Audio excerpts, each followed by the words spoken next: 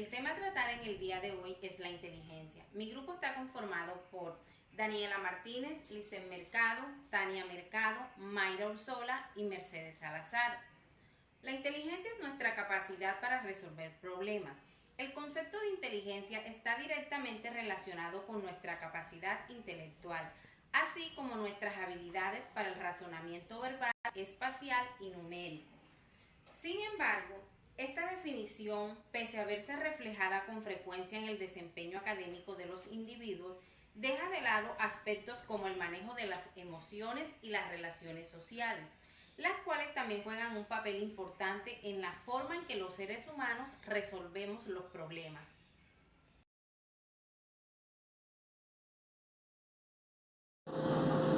Alfred Pina, psicólogo francés, realizó importantes contribuciones a la psicología experimental. Con la ayuda de Simon Binet desarrollaría la primera escala de medición de inteligencia. Dicha escala implementaría un criterio de tipo ejecutivo en los niños. Charles Sperry expuso la teoría bifactorial de la inteligencia de acuerdo a la ejecución de cualquier actividad mental. Depende de dos factores. Inteligencia general. Es la base común de la inteligencia que, aunque se da de forma variable según el individuo. Factores específicos son aquellos que corresponden a diferentes habilidades como actividades mecánicas, verbales, numerísticas, entre otras. Raymond Cattell. La capacidad intelectual está configurada por dos tipos de inteligencia. Una de ellas es la inteligencia fluida. Corresponde con el razonamiento y la capacidad general de adaptación en situaciones novedosas. La inteligencia cristalizada se refiere a la capacidad de aplicar los conocimientos aprendidos a lo largo de la vida.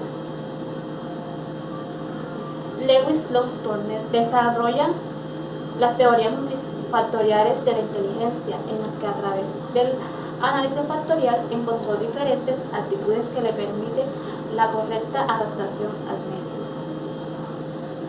Joy Paul Clifford fue un psicólogo estadounidense que se basa en la consideración de la inteligencia como un proceso mediante el cual el ser humano transforma la información del medio en contenidos mentales, de manera que tiene una visión operativista de esta.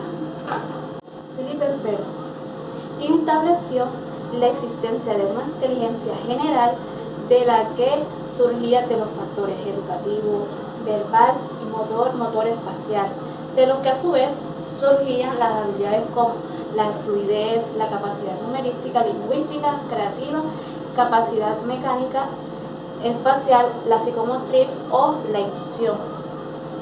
Piaget. La inteligencia es una constante interacción activa entre las capacidades heredadas, experiencias ambientales, cuyos resultados capacita al sujeto para resolver problemas de la vida cotidiana, desde lo más simple a lo más abstracto. Robert Stumpf considera que existe tres tipos de inteligencia. La inteligencia analítica, la cual corresponde con la idea tradicional de la inteligencia como capacidad de adquirir y almacenar la información. La inteligencia práctica se refiere a la capacidad de contextualización, es decir, la capacidad de seleccionar la conducta o estrategia más adaptativa. Y la otra sería la inteligencia creativa, la capacidad de hacer frente a situaciones novedosas, trabajos y elaborando estrategias. Howard Gardner se centra en una inteligencia o inteligencia general. Propuso que las personas tienen distintas maneras de aprender y pensar e identificó y descubrió 8 tipos de inteligencia. Daniel Goleman define la inteligencia emocional como la conciencia de uno mismo y también la conciencia social, es decir, cuando somos capaces de reconocer las emociones y su impacto en todo lo que nos rodea.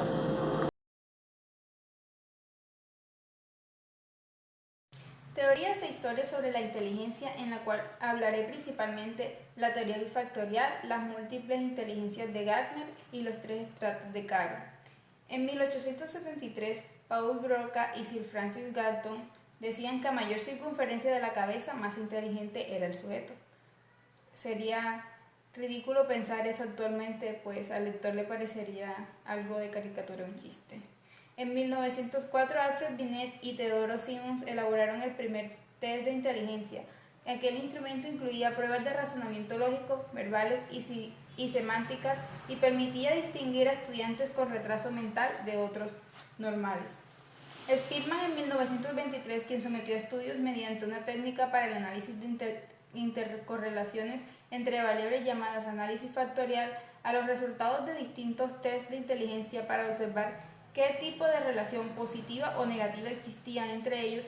A esta teoría de inteligencia la acuñó teoría bifactorial. La misma está compuesta por el factor G, que varía de una persona a otra, es el tipo de inteligencia heredada, genotípica, que se mantiene estable a través del tiempo, y el factor S, que representa la habilidad específica que demuestra una persona para determinada tarea.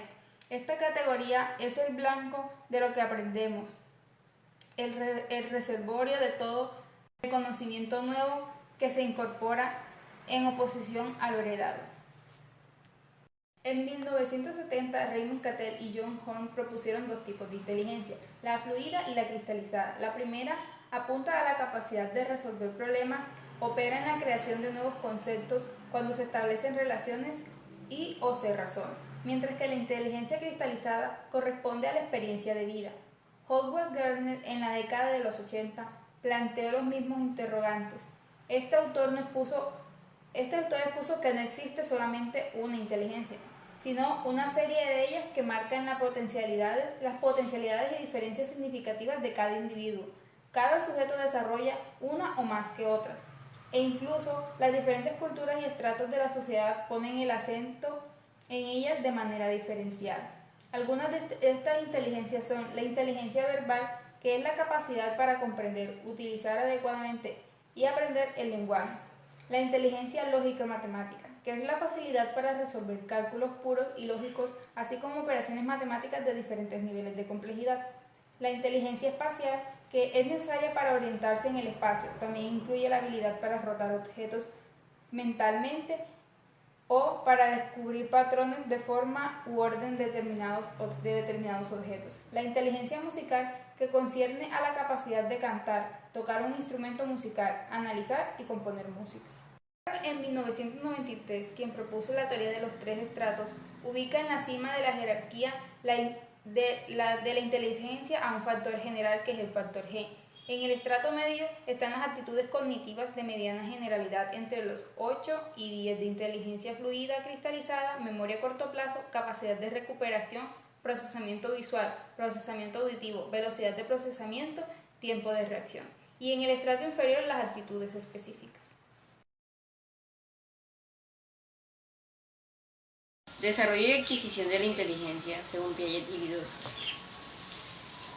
Dentro del desarrollo y la adquisición cognitiva, encontramos dos grandes perspectivas, como son la perspectiva piagetana y la perspectiva sociocultural de Vygotsky.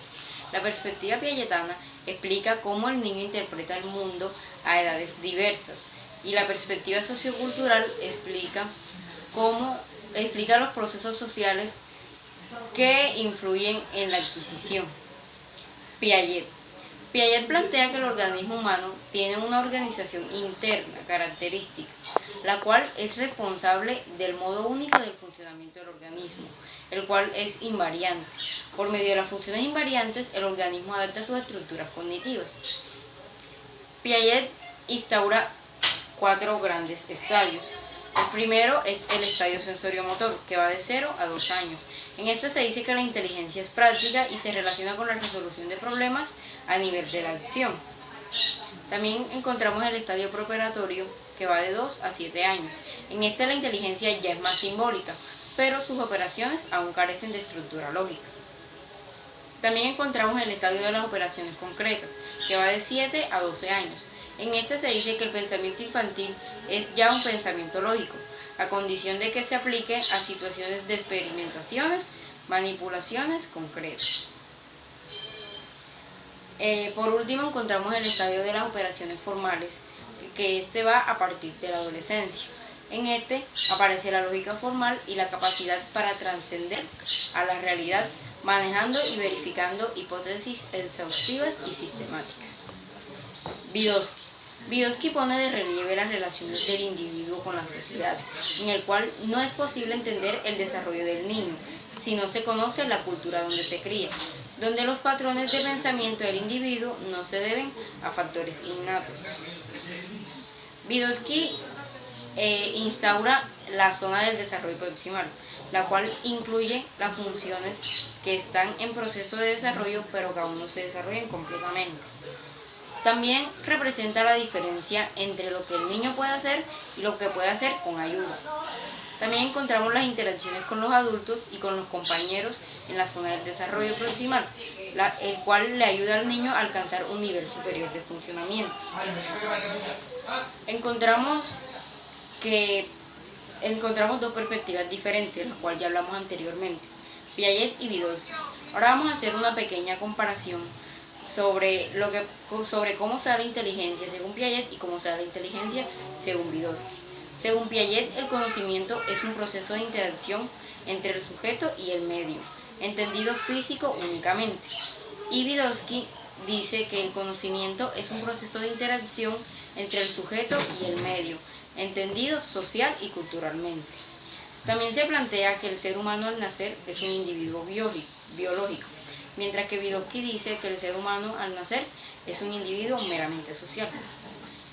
Piaget plantea que en el desarrollo del ser humano hay un individuo biológico, mientras que Vygotsky dice que el ser humano al nacer es un individuo meramente social.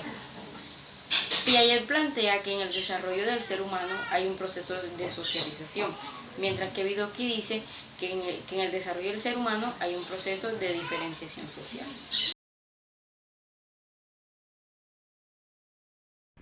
En cuanto a las inteligencias múltiples, esta teoría se basa en que cada persona presenta por lo menos 8 habilidades cognitivas diferentes.